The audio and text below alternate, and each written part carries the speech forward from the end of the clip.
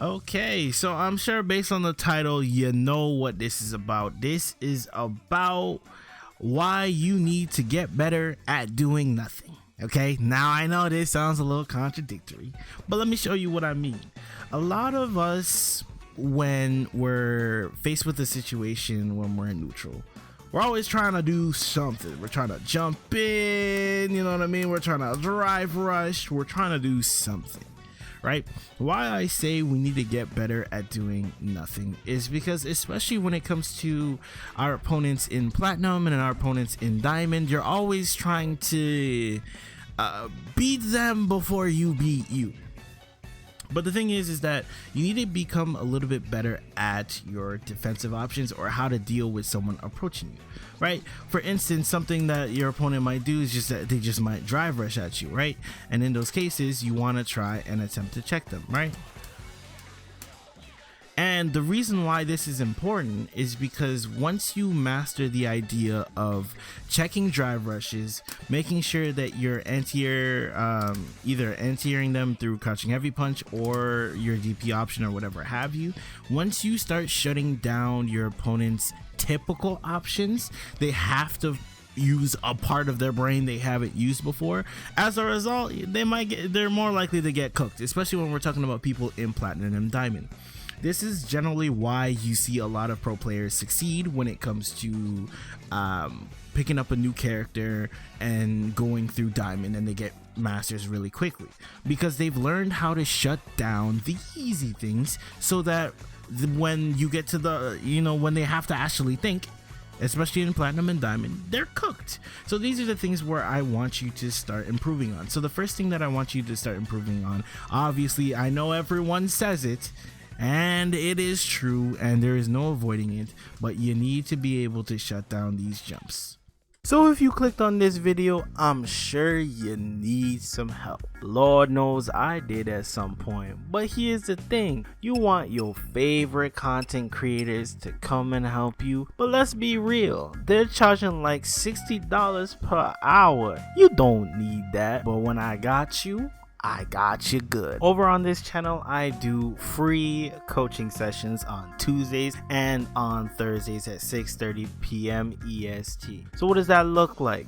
I essentially go over your matches. I give you tools so that you can succeed the next time you open up rank. So once again, join my Discord. Wait till I'm live either on Tuesdays or on Thursdays 6:30 p.m. EST. Be there or be square. And yeah, I'm not your favorite pro, but I'm available. Those pros are not available. So once again, join the live, get better, and I'll help you improve. Back to the video. Okay, I don't care what it looks like. I don't care what you gotta do. You gotta make sure that you're shutting down these jumps. Even if it's something as small as a crouching heavy punch, right? Even if it's just that, we need to shut this option down. Allowing them to get this jump not only puts you in a situation where either A, you get hit, B, you have to block, strike, throw, which you don't want to do, because if he's right, you know what I mean? If he just like jumps into you, suppressor, and then you get hit because you're trying to attack, right? In those situations, well, I mean, he obviously has to hold back properly. I didn't do it, but like the idea still stands, right? If you keep trying to block out a situation, or even worse in my opinion sometimes, is going for a parry attempt, is that sometimes it'll leave you in a situation that is less than favorable, right? Where you have to guess. However, if you're able to successfully anti-air them, then for some characters you get more reward. For me, I get a whole medal. For you, you get a knockdown into drive rush, whatever you want, right? You put your opponent into a worse situation for making a committal decision. You feel me? The next thing you want to look out for is those who sweep into DI. Okay, these are more for my platinum folks. When you're dealing with an opponent that likes to sweep into DI, right, you need to make sure that you're punishing sweep correctly, or something like that will end up happening to you, right? Obviously, it's fairly easy to punish sweep, but in the case that you don't, you want to make sure that you're using a button that is fairly good for doing so. Although in general you shouldn't be missing it, but this is something that you want to look out for. The next thing, and it's related to DI, is when your opponent starts just like, he realizes like he can't really open you up because you're not giving him anything to do, so then he'll just randomly DI in hopes that you do something. You feel me? So in those cases, you want to be kind of chill and kind of ready. If your opponent has already showed you DI, you want to be ready for it, wait for it, and just react to it. Because if your opponent doesn't know what to do off of those situations, he's probably just going to be waiting around, standing around, not really pressing anything, and looking for the opportunity to press DI. In those cases, we want to be fairly still, wait for the button to come, and then we can punish it with our own DI. You feel me? So in those cases, you want to, deal with it appropriately. Now, the last option is fairly difficult to manage. I'm not going to lie to you. However, if you learn the appropriate buttons to use when it comes to certain drive rushes, then you'll be better off, right? For instance, like Luke can do drive rush, crouching medium punch. If I try to crouch medium punch it is like, you know what I mean? I have to be on timing. And if I'm slightly off on timing, I just get hit or I get a draw, right?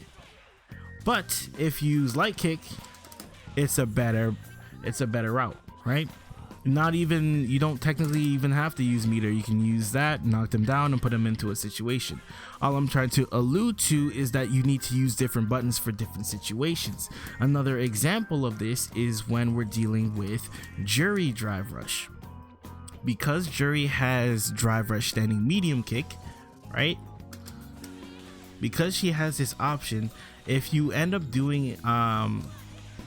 pressing your button a little bit too late, you end up getting hit for it and she gets a combo for it, right? In these cases, we can use standing light kick again, or whatever option is quick. You want to ideally use one of your lights. I've noticed that standing light kick is fairly good for this. Depending on which character you're playing, stand jab might be good for it as well. But generally for Manon, you want to gravitate towards standing light kick. And I've noticed this has been fairly successful. And you want to be able to shut down this option, because once you shut down their ability to neutral skip, their ability to jump, and their ability to random DI, once you shut down those options, they actually are forced to play the game. When they're forced to play the game, that's when you can outplay them, bring them towards the corner, run your offense, and kill them appropriately, right? But these are ideally the things that you want to be still and look out for so that you can punish them appropriately. Anyways, let me know if this did help you. This tutorial was made on my Twitch, twitch.tv/NozaPark. So come on by, I'll do a coaching session with you. You feel me? With that being said, I do have all those coaching sessions over there, and I have a playlist full of a couple of tutorials and guides for you as well. Thanks for watching, guys. Peace. Oh!